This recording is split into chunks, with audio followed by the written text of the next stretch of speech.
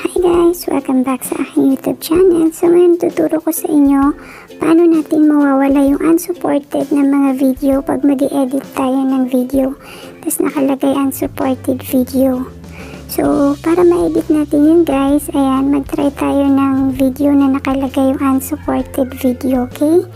So create new tayo para makita nyo. Yan. Tapos kailangan 16:9, yan yung sa YouTube guys.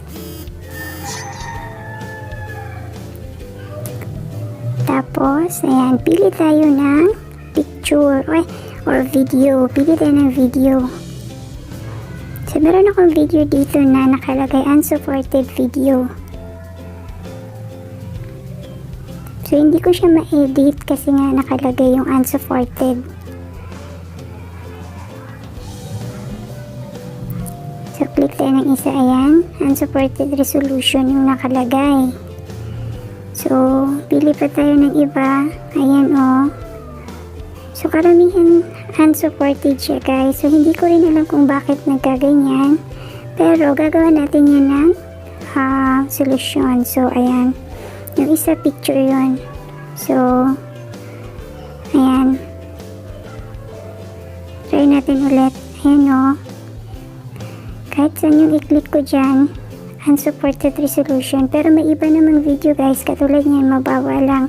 Pero, pwede siya ni-edit. Pero yung iba guys, hindi siya ma-edit.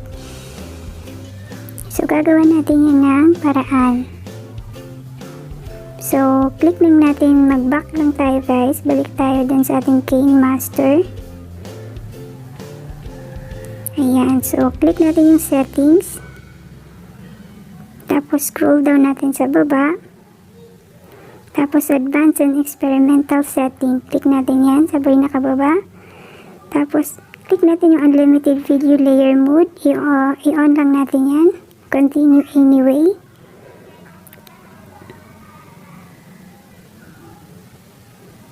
So ayan, warning daw. So continue anyway lang tayo dyan. Tapos click natin yung video clip, enable saving rate 60 fps. So continue in. So huwag na natin click yung 240 fps guys.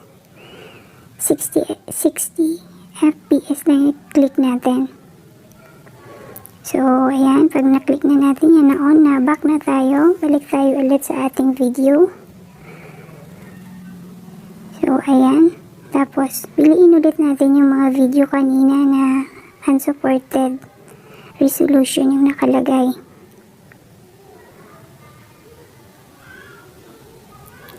So, ayan o. Nadadagdag na siya guys. Pwede na siyang ilagay. Hindi na nakalagay yung unsupported resolution. So, yun lang yung ginawa ko guys para ma-edit ko yung mga video na merong unsupported. So yeah, sana ay nakatulong sa inyo ang video na ito. Don't forget to click the subscribe button sa baba guys, para lagi kang updated pag may mga bago tayong mga video. So yeah, thank you so much. Bye!